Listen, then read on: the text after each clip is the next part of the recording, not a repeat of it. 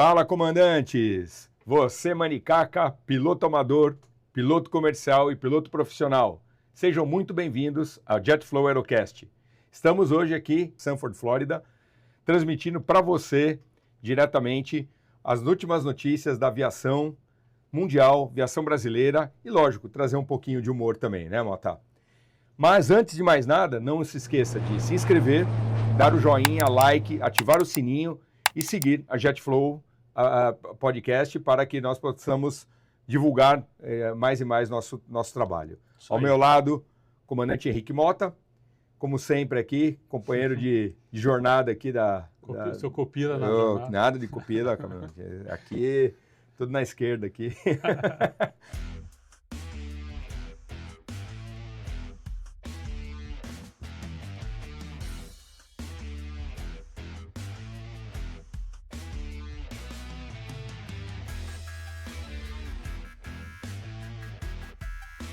JetFlow Aerocast. Como é que tá, Mota? Tudo bem? Beleza, Petri, tudo tranquilo, e você? Tudo jóia. Então, Mota, temos vários assuntos, né, para trazer para os nossos amigos aí.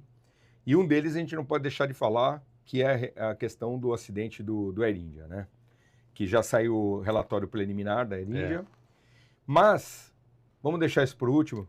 Pesado por último? Vamos deixar o pesado por último. Então tá bom.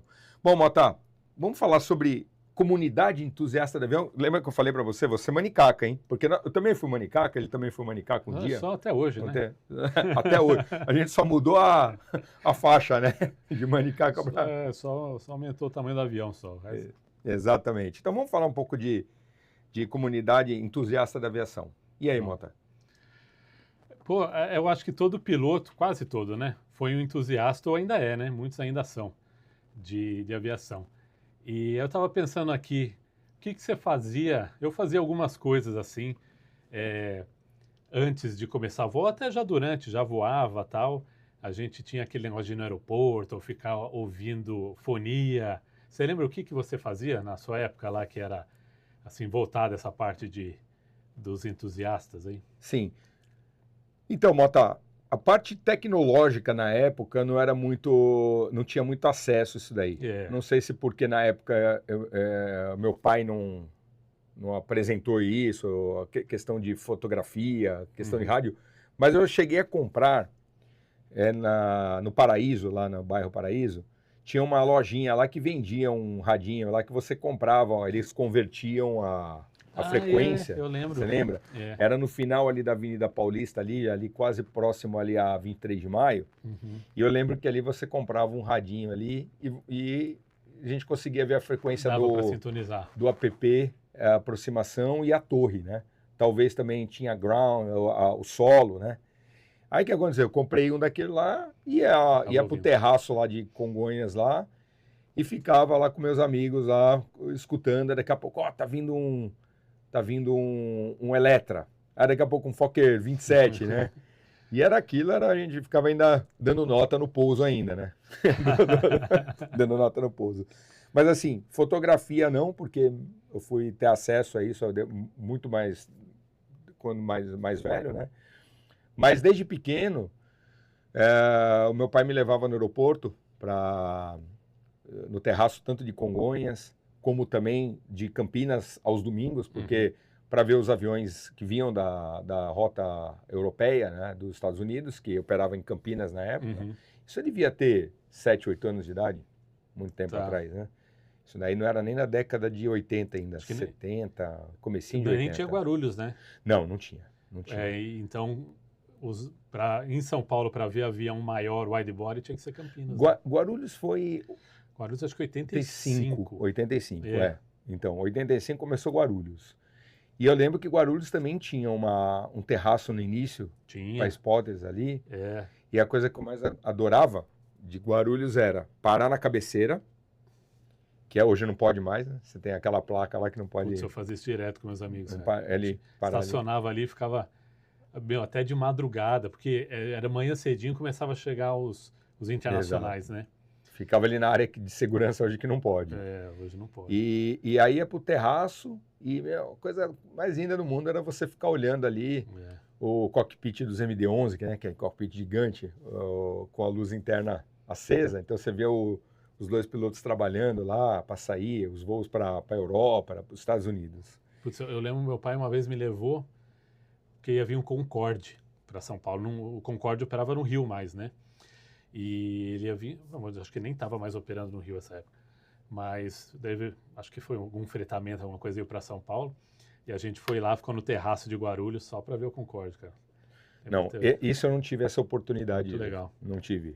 O Concorde não tive. Mas devia ser uma coisa linda. É. Concorde só vi estático até hoje.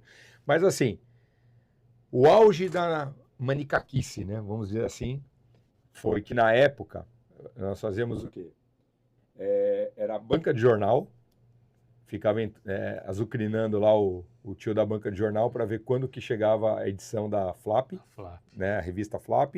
E também da Aero Magazine, né? Porque a Aero Magazine veio bem depois da Flap. Mas a Flap era no começo, o que eu fazia? Comprava a Flap, recortava todos os logos, né? Varig, VASP, Transbrasil, tinha até propaganda na época da American Airlines, né? E eu comprava papel contact, Mota, e pegava os cadernos, os livros, né, de meteorologia, as apostilas da IACOM. Põe o logo lá. Aí colocava lá, colava como se fosse um sticker, né, um adesivo, né? E era legal porque, porra, o meu quarto com um monte de coisa lá, pendurava as coisas, não tinha dinheiro para comprar maquete, então era tudo sticker mesmo, feito de papel contact na época, né, que você comprava transparente. Isso daí era legal, era muito, muito legal você fazer isso daí. Agora, outra coisa que a gente fazia muito também, né? Início de piloto privado, isso em 88, né? Lá na IACOM. Aí, eu lembro que eu fui com o Nogueira, né? Comandante Nogueira, que voa hoje 787 na Latam. Foi bastante com o Nogueira. E um outro amigo também, Robson Lozano, que o pai dele na época era diretor de recursos humanos da VASP, quando era em estatal ainda. Putz. Nós fomos num pilot shop, lá no Campo de Marte, lá que tinha, não me lembro o nome, mas... Não era Espaço Aéreo do Soares? Não, o Espaço Aéreo veio um pouco depois. O Espaço Aéreo já veio, era 92, mais ou menos, se não me falha a memória. Mas no começo tinha poucas lojas, né? E na própria IACOM dentro, não sei se você lembra, a IACOM, na década de 80, na rua Brazarzão, a porta era uma porta redonda de madeira. Era uma porta redonda que você entra, parecia um portal ali, né? E ele tinha uma prateleira de vidro ali que ele vendia alguma coisa ali de adesivo, brief, essas coisas, né? E eu lembro que tinha aquelas carteiras com o brasão federal e assim, tinha piloto privado, piloto comercial. Eu lembro, eu tive uma. E piloto de linha aérea, né? Eu lembro. E tinha uma escrita assim, DAC, Departamento de Aviação Civil. Aí, lógico, a gente comprava qual? Piloto comercial. Pô, nem piloto privado era ainda, a gente comprava piloto comercial. E o melhor, né? Colocava aquilo na cintura, com o brasão para fora e andava desfilando como se fosse autoridade, né? Cheguei até a entrar em ônibus, cara, com aquele negócio lá e entrar pela porta da frente para não pagar. Manicaquice total, né? Mas era gostoso, foi uma época muito legal. Naquela época eu tinha 15 anos. Meu pai me deu um Chevette, cara. Imagina, eu morava naquela época, Mota, em Pirituba. Tem noção a distância de Pirituba para o aeroporto de Congonhas? É longe. E eu lembro que eu tinha um Chevette 78 vinho. Olha só. Com meu pai teve Blaupunkt, aquele, como é que chama? Aquele rádio Blaupunkt Rio de Janeiro, esses troços aí. Los Angeles 2. Com aquele negócio Tojo, né? Que era o amplificador Tojo, com aquela luzinha assim. E eu e o Robson, cara, a gente saía de Pirituba. Cara, meu pai era louco, né? 15 anos de idade, velho. Eu saía de Pirituba e ia para o aeroporto de Congonhas. Ou seja, atravessava a Lapa, pegava o Minhocão ali inteiro, saía na 23 de maio. Eu lembro que descia a 23 de maio, do lado esquerdo tinha o Latitude, lembra? Que era lá de 2001, que era um barco, que era uma danceteria. Ali perto do Ibirapuera. Eu ia até lá em IACOM para fazer a minha aula de piloto privado. Saía de lá e ficava o dia inteiro no aeroporto. Era o dia inteiro no aeroporto. Eu só voltava para casa para dormir. Esse daí é uma coisa que... E detalhe, eu lembro da música até hoje, cara. Você não vai acreditar. Ahá. E We Are The One, né? A música Ahá lá no tojão, lá, tocando lá. Os alto-falantes explodindo, tudo distorcido, mas era uma coisa deliciosa. Pegava em 3 mais sem trânsito, era muito legal. Hoje não dá nem se pensar em fazer isso daí, né, Mota? Mas foi assim, foi uma época muito marcante para mim, porque foi a época que eu lembro também, logo quando lançou também o Top Gun, né? Então era tudo favorecia cada dia mais você virar piloto. E aí, estamos aí hoje, né? Mas e você, Mota? Me conta aí. Também fazia essas coisas, cara. Ficar ali embaixo da cabeceira de Guarulhos direto com os amigos lá. Putz, a gente às vezes saía na balada à noite e tal, e depois ia para Guarulhos ali, porque eu falei, né, de manhã começavam a chegar os widebodies, né? Ficava ali embaixo esperando passar. Depois de um tempo, já PP, a gente fez um voo para Foz do Iguaçu e pegamos um avião do Aeroclube e fomos para Foz do Iguaçu. Aí cruzamos lá para o Paraguai, né? E eu comprei um daqueles Icon, lembra desse rádio? Lembro. Icon 21, alguma coisa assim. Não era coisa para rico na época, não tinha esse... Eu tenho até hoje, tá? Deve estar lá na casa do meu pai. Tenho até hoje esse rádio, funciona, você acredita? E aí a gente ficava, né, botando a frequência lá, ficava ouvindo as frequências da torre. E às vezes um ficava conversando, batendo papo com o outro, por 1, 2, 3, 4, 5 lá, ficava batendo papo com o outro. Era muito legal. E depois eu já voando em empresa aérea, tudo, eu às vezes tirava foto assim e colocava naquele Airliners ou no Jet Photos. Não sei se você lembra desses sites. Existem até hoje? Não, Mota, eu fui ter computador, acho que já era velho já, meu. Não, mas isso daí eu já era, pô, já voava, já. O primeiro computador que eu tive foi aquele Itautec. Pô, esse aí não é do meu tempo. O Itautec já foi o primeiro computador que na época o Itaú fez, que era um preto, né? Eu lembro. Que tinha a torre, você colocava a tela em cima do...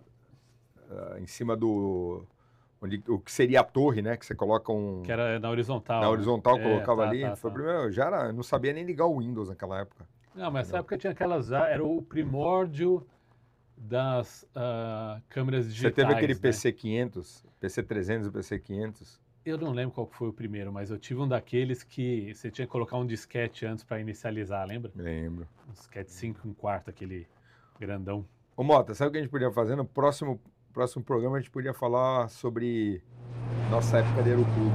Porque eu também tenho muita coisa legal de Aeroclube. Também. Muita. Marcou muito também minha época de Aeroclube. Os manicacados de Aeroclube. Tem a dúvida. Navegação, vai parar lugar errado. Como começou, a primeira hora de voo, onde foi, até acertar exatamente qual Aeroclube até terminar a formação. Que legal a gente passar essa nossa trajetória da formação até chegar na linha aérea. Vamos falar isso daí. Vamos falar. Mas, Mota, para quem é entusiasta da aviação e gosta disso daí, nós sempre gostamos de compartilhar a questão de alguns canais de aviação aqui para quem quer seguir, né? Por exemplo, nós temos a jetfotos.com, que hoje compartilha mais de 6 milhões de fotos. O Jet Photos, se você for lá, vai ter foto minha lá. Só que no comecinho era meio amador, então você punha foto de qualquer qualidade e eles aceitavam, né? Assim agora como não. O Airlines. Hoje em dia não, cara. Tem que ser foto profissional mesmo. Pô, Jet Photos, muito legal, cara. É bem antigo, na verdade, né? Isso daí, né? É bem antigo e você acha quase qualquer avião que você quiser. Você põe o prefixo lá, você vai achar uma foto do avião. Porque, é gente do mundo inteiro tirando foto e colocando lá, né? E a Airlines.net também, que é a maior comunidade desde 95, com mais de 3 milhões e 600 mil fotos. Tem a Aeroescuta, né, que é um rádio escuta, um streaming de fonia VHF. E aí tem os canais, né, Mota? Os canais dos nossos colegas aí, amigos da aviação aí. O canal Asa, do Captain Bob. E o Peter Beyond fazendo as curtas do Peter Beyond direto de Atlanta. Curto muito, né? O Bob e o Peter Beyond são meus parceiros. Abraço para vocês aí. Abração. Tem também a quem gosta também de... O Bob, o Bob, o Capitão Bob é fundador da ETA, que era a Associação de Escuta de Tráfego Aéreo, que era uma molecada que ficava ali escutando fonia o dia todo, tinha essa associação deles, eles viajavam o Brasil inteiro. Era uma associação muito fechada. Eu tentei entrar quando eu era moleque. Aí, Bob, Bob, aí eu fui meio que na época, assim, não, era meio só os mais, né? É pano preto? Pano preto, hein, Bob? Mas era legal. Associação Pano Preto. Associação Pano Preto Tráfego Aéreo. Tem também quem gosta também da comunidade de games, né? Flight Simulator 2020 também, tem mais de 2 milhões de usuários. Você jogava Flight Simulator? Eu tenho Flight Simulator em casa, mas eu falo para você que faz 1 ano que eu não ligo. Agora eu estou montando um 320. Estou montando um 320 agora.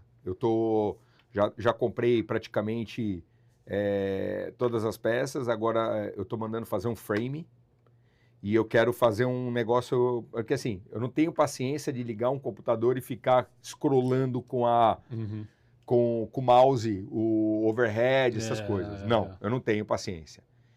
Na primeira vez que eu fui jogar aquilo, eu já não conseguia desligar o APU, já não achava onde estava o switch, já desisti.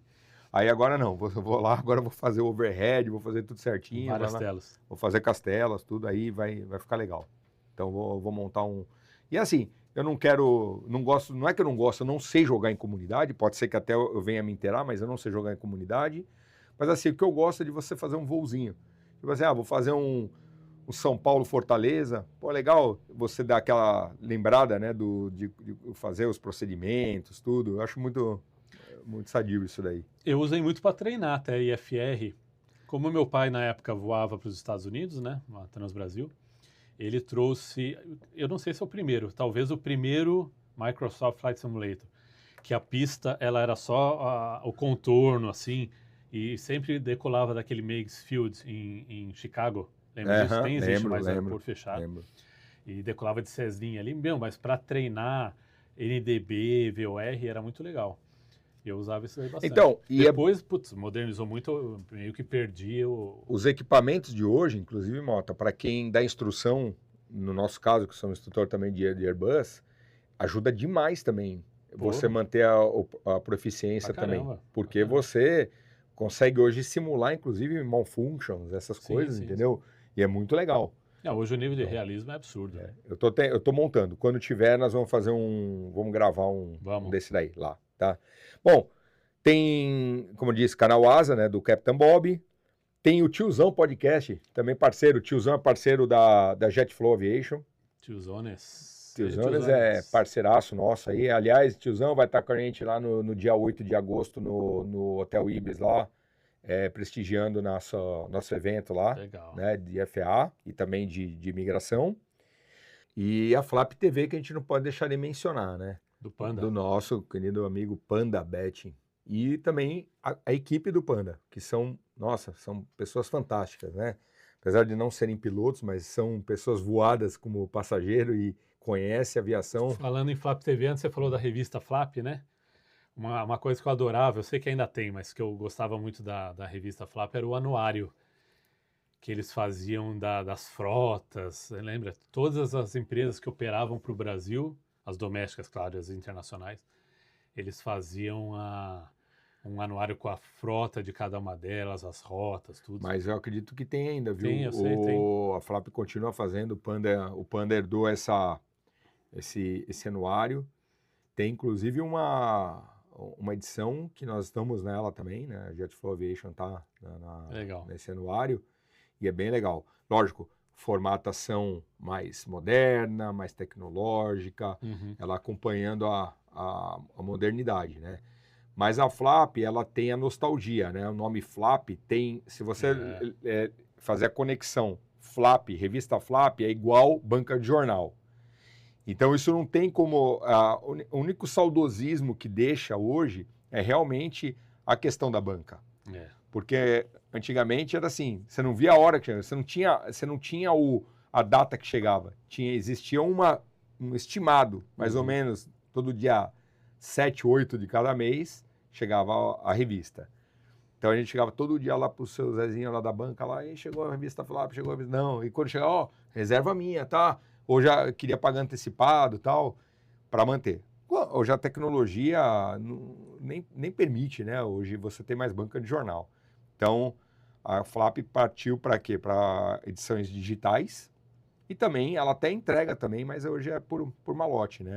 Assina a Flap Recebe em casa. e recebe em casa. Mas a Flap, e também a Flap digital, né? A Flap TV, que o Panda desenvolveu vários assuntos, né? Vários, como é que eu vou dizer assim? Vários temas, né? Como Flap Talk, a parte de ping-pong, a parte de entrevistas. Isso é muito legal, porque são pessoas de alto gabarito, são pessoas que entendem do assunto e para trazer isso daí para... O Panda, falar entusiasta, é o Panda mesmo, né? Não, o Panda tem mais hora de voo que nós aqui, nós dois juntos aqui, né? É verdade. E eu vou pedir, inclusive, Mota, para colocar na edição, quando for editar o vídeo, para colocar o link de todo mundo o aí. link de todo mundo, apesar que todo mundo já conhece, né? Mas assim, só para reforçar isso daí, né? É muito bom. E aproveitando também, para agradecer nossos patrocinadores, a JetFlow Aviation Training. Você que tem a carteira ANAC de Airbus 320, piloto comercial ou piloto de linha aérea, que tem 1.500 horas ou mais e deseja fazer a conversão da tua licença ANAC para FAA, procure a JetFlow Aviation Training. Nós temos o programa exato na medida para você. Aqui em Sanford, você vai fazer o curso de conversão, ATP-CTP, que é a parte teórica do PLA americano, e já emenda já com o Type Rate do Airbus 320, onde você vai sair daqui com tua licença FAA para voar qualquer avião November e também Airbus A320. Procure a JetFlow, vai estar no descritivo WhatsApp, site e também o e-mail de contato. E também, Mota, a VisaFlex Immigration. A VisaFlex Immigration é um escritório de imigração onde vai ajudar você e sua família que quer vir morar nos Estados Unidos de forma legal, vir de forma certa para os Estados Unidos, sem jeitinho. Procure a VisaFlex. A VisaFlex é especializada em EB2, principalmente para pilotos que queiram migrar para os Estados Unidos. Ok, Mota? Isso aí. É isso aí. Mota, agora vamos para aquela parte pesada. Parte pesada, que é a questão do acidente do Air India, tá? Eu vou dar um overview aqui, só para relembrar os fatos, né? E para a gente entrar nos comentários disso daí. Mas o acidente do Air India, o Alpha India, né? AI-171, é um voo de rota regular de Ahmedabad, Tá na bom, Índia. Não sei nem se eu falei certo, mas é isso daí mesmo. O destino era inicialmente London, né? Gatwick, ok? A data do acidente foi dia 12 de junho de 2025, 8h09 UTC. Uma aeronave Boeing 7878 Dreamliner, de matrícula Victor Tango Alpha November Bravo, com 242 ocupantes, sendo 230 passageiros mais 12 tripulantes. Infelizmente, 241 fatalidades e um milagre, um sobrevivente. Tá? Em solo, 19 mortos e 67 feridos. Tá? Porque isso, inclusive, foi que caiu em cima de um alojamento, né? Da Faculdade de Medicina. Faculdade de Medicina. E no dia 12, exatamente um mês após, né? Dia 12 de julho de 2025, saiu um relatório já preliminar oficial de 17 páginas, onde escutas do diálogo do Cockpit Voice Record, do CVR, mostra que quem estava operando, quem era o pilot fly naquele momento, era o primeiro oficial, né? Que é o primeiro oficial Clive Kunder, 32 anos, 3.400 horas de voo e 1.100 horas no 787. E quem estava de pilot monitoring, o comandante, Captain Sumet Sabrawal, 56 anos, 15.600 horas de voo, sendo 8.600 horas no 787. Bem experiente. Mas, no diálogo do CVR, o pilot flying, que era o copiloto, ele questiona o pilot monitoring, que é o comandante. Por que você desligou as suítes do... No relatório mesmo, desse preliminar, eles nem colocaram quem falou o quê. Essa foi uma informação que ela vazou do Wall Street Journal. É claro que eles já sabem quem foi que falou o quê, quem que cortou e quem que questionou, né? Eles já sabem, mas não colocaram no relatório. Mas já vazou pelo Wall Street Journal, que foi essa sequência que você falou. Sim. Mota, mas a gente não trabalha com suposição. Primeiro, não estamos aqui para julgar nada, julgar ninguém, e a gente só vai dar aqui nossa opinião como claro. pilotos. Mas assim, o Boeing, ele é manche, yoke. Eu acredito que quando, pelo standard, quando view 1, rotate, quem é pilot fly, primeiro, o pilot monitoring, no caso que seria o comandante, ele já assume a manete, ou não, porque no Airbus Bom, pode ter diferença de SOP da empresa aérea, não posso afirmar como é na Air India, mas normalmente na indústria, mesmo no Boeing, é assim, view 1... Aí tira a mão da manete, as duas mãos no manche e rotate. Aliás, antes disso, mesmo sendo first officer operando, a manete é do comandante, e aí view 1, ele tira a mão da manete. Né? Exatamente, para evitar alguma coisa... uma diferença, não sei como é que eu sou. Mas assim, o normal, acho que o SOP Boeing é view 1, quem está com a mão na manete tira, e quem vai rodar o avião, as duas mãos no manche para rodar. O copiloto, quer dizer, quem é o pilot fly vai estar de olho no quê? No fly director, porque você tem aquela carga inicial. Sim. Positive climb, get up, e aí o que acontece? Para o copiloto, no caso que estava operando, para ele tirar a mão do manche e colocar no switch, seria muito óbvio. Pô, o comandante vai, tá louco? Teria alguma coisa. Então, quando ele viu aquilo lá, pode ser que o pilot fly, que é o copiloto, falou, por que você cortou os motores? Aí ele falou, não, eu não fiz. É o que está no CVR. Mas como você disse, tem que esperar o relatório, com certeza o relatório final, para apontar certinho o que foi. Mas assim, Mota, só para título de curiosidade, né? Esse relatório foi divulgado exatamente um mês depois do acidente, com 17 páginas. E o último acidente fatal da Air India foi um Boeing 747 em Kanishka, em 1985, que foi motivado por terrorismo. Foi um atentado terrorista. Então, é uma empresa bem segura. A Air India, né? Pelo número de aviões, pelo número de operações que a Air India tem, né? É, empresa com bom índice de segurança, né? Mas isso, Mota, abre algumas discussões com relação ao seguinte. Saúde mental. Saúde mental, fadiga. Sabemos que depois em 2015, depois daquele acidente do Germanwings, que foi um acidente premeditado, ou seja, o copiloto esperou o comandante sair da cabine para tomar atitude de jogar o avião, né, para o acidente, levar o avião para o acidente, e houve umas mudanças, inclusive no sistema de avaliação mental em todo revalidação de exame médico, fazendo inclusive a parte de psicotécnico, né?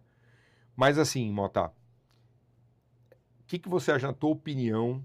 Vamos mais uma vez, nós não estamos aqui para falar, não estamos aqui para julgar ninguém, mas inclusive tem uma matéria que saiu para complementar, Mota, uma matéria que saiu no New York Post, tá? Disse que os pilotos, ele não falou qual piloto, esse é o problema, né? Piloto da Air India tem reporte médico de problemas mentais, de depressão e problemas de variação de humor. Quem é? Nós não sabemos. Vai ser no relatório final, porque se você tem isso num exame médico, eu acredito que ele não poderia ser liberado para estar exercendo as funções dele com esse tipo de doença, porque isso é uma doença, ele tem que ser tratado, tá certo? Mas o que você acha disso, Mota? Bom, em se confirmando, né, que tudo indica que realmente foi uma ação deliberada, é o que você falou, segue ali o que tinha acontecido no Germanwings, uma Malaysia lá que sumiu, tudo indica também de ação deliberada, né, e premeditada, né, bem planejada pelo comandante também. Casos de saúde mental, né? Pô, na aviação, a gente sabe que a parte técnica é sempre muito enfatizada, todo acidente, há mudanças, há melhorias. Não vou dizer que essa saúde mental é deixada de lado, né? Mas o foco precisa mudar para a saúde mental também, né? É muito mais subjetivo, eu acho, não sou da área, o pessoal de psicologia e psiquiatria, eu acho que poderia falar melhor, mas deve ser muito difícil detectar, muito difícil acompanhar, mas eu acho que está na hora de prestar mais atenção nisso daí, né? Como também pode ser um caso isolado, né, Mota? Por exemplo, o tripulante está passando por um momento difícil de Também, relacionamento familiar, separação, perdeu um ente querido, que motivou, de repente, aquela ação isolada, né? E assim, nunca vai ser 100% isso. A parte psicológica é complicada. Até porque, né, o cara que está sentindo alguma coisa, muitas vezes ele mesmo não percebe a gravidade, né? Se percebe, deve ter um tabu ainda de ter medo de falar, por medo de perder o certificado, ficar sem o ganha-pão dele, né? Tem muito tabu ainda em volta disso aí. Então, cara, é uma questão muito complicada. Tem acontecido, pô, a gente já citou aqui 2, 3 casos, né? Pô, tem o da China, China Eastern, 2022 ou 23, acho que 22. O China Eastern, que outra coisa, né? Não sei se você viu, mas a agência chinesa, o CAC, já disse que não vai divulgar relatórios sobre esse voo. Motivos de segurança nacional, alguma coisa do tipo. Mas tudo indica que também é um caso de suicídio. Você vê o mal que pode fazer, né? Você não emitir um relatório sobre o acidente, né? Pô, o objetivo do relatório é o quê? Estudar o acidente para que aquilo não aconteça de novo. Evitar no futuro outra. Eu não estou dizendo que o acidente da Air India não aconteceria se fosse um acidente da China, por exemplo, estudado, mas poderia ter ajudado você a entender o que aconteceu com aquele piloto, né, para que aquilo não aconteça de novo. Mas a China, por algum motivo, resolveu que eles não vão divulgar relatórios sobre aquilo. E falando sobre nossa saúde mental, teve um piloto da Alaska, não sei se você lembra, estava no Jump City.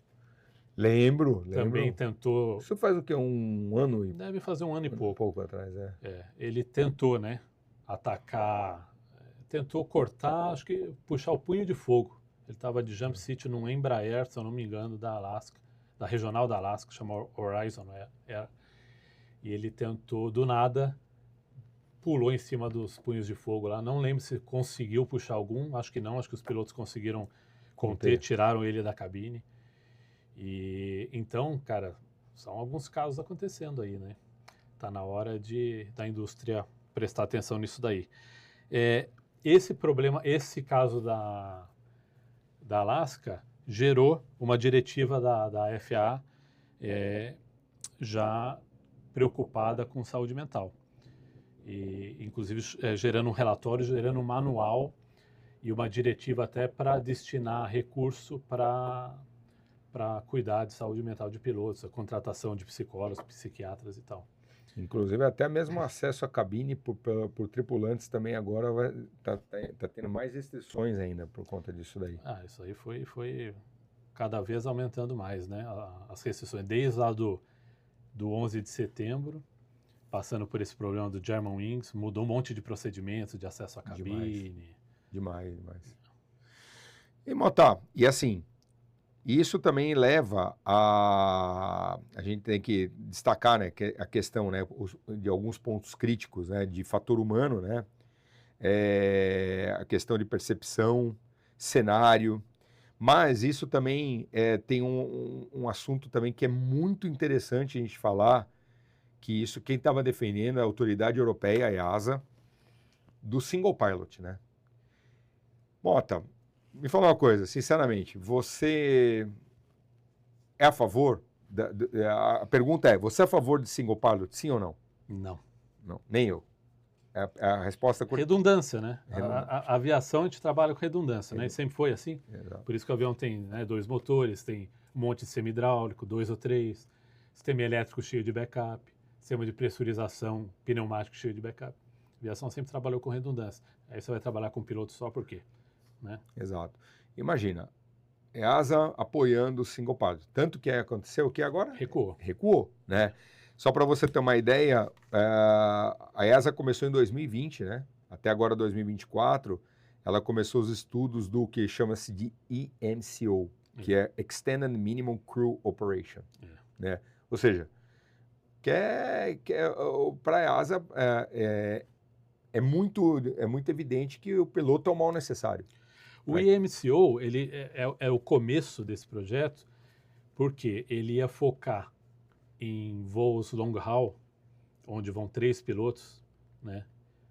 Ele ia focar em reduzir essa quantidade de pilotos até chegar a onde um estaria voando, não ia ter um piloto só operando o avião da decolagem ao pouso. Decolagem e pouso com 2, mas o voo de cruzeiro teria, hoje onde tem 3, um está descansando e aquele revezamento, iriam ser só 2 e um vai descansar e fica um sozinho lá.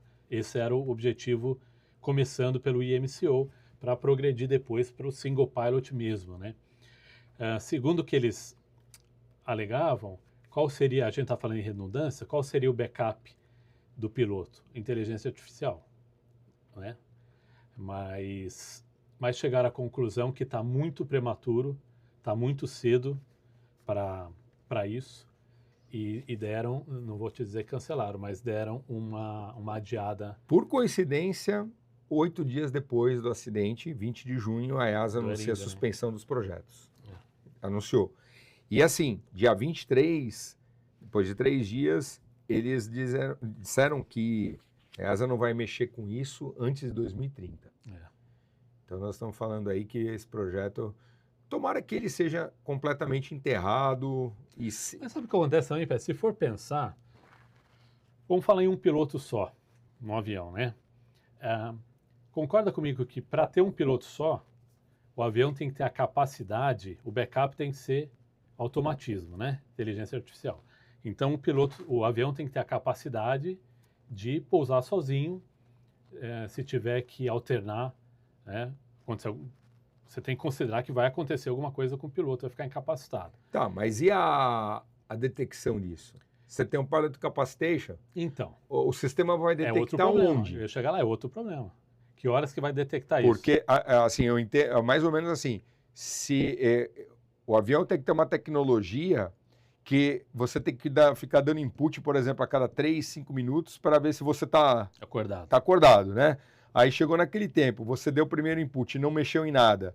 Aí vem no segundo, opa, pilot capacitation.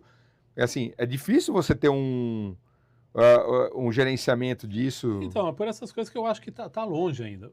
Vai acabar acontecendo? Vai. Daqui a quanto tempo? 30, 40 anos? Não sei. Mas agora não.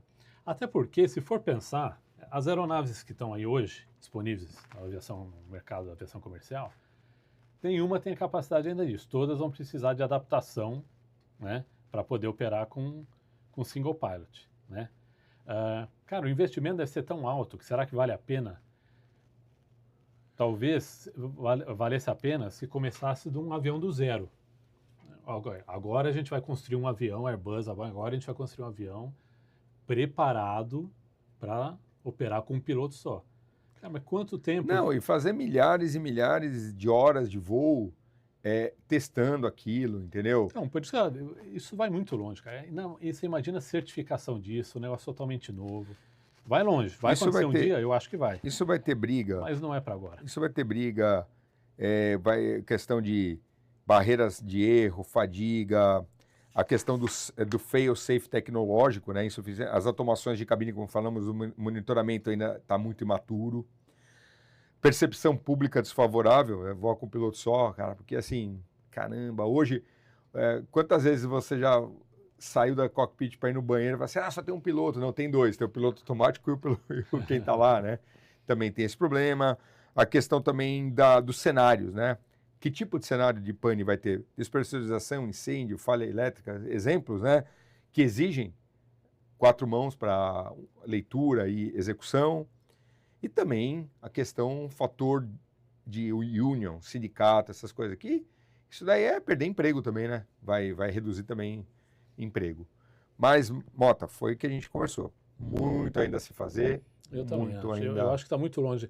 Tinha uma preocupação meio exagerada, eu achava, da indústria com isso daí. E eu sempre achei, falei, meu, isso daí não vai acontecer agora. Exato. Eu acho que com essas aeronaves que estão no mercado não vai acontecer.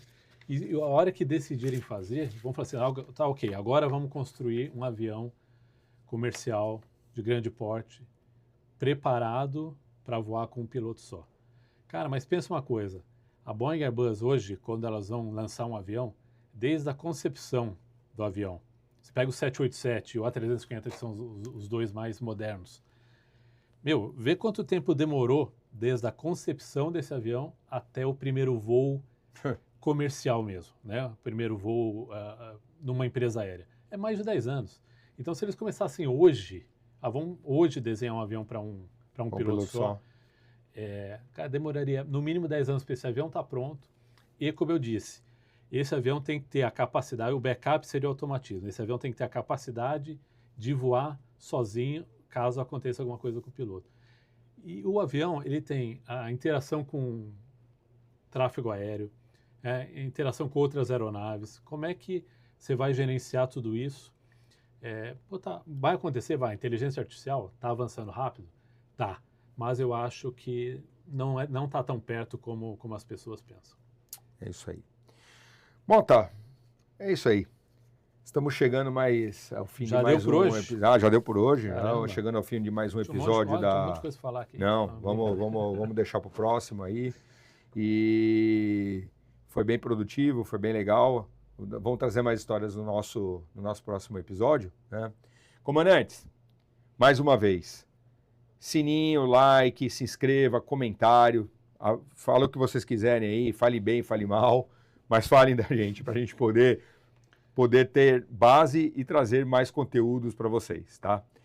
E é isso, pessoal. Mais uma vez, obrigado a vocês que estão aí com a paciência de nos assistir. Mota, obrigado por mais esse episódio. Valeu. E em breve estaremos novamente aí no ar, tá bom? Abraço. Forte abraço, pessoal. Até mais.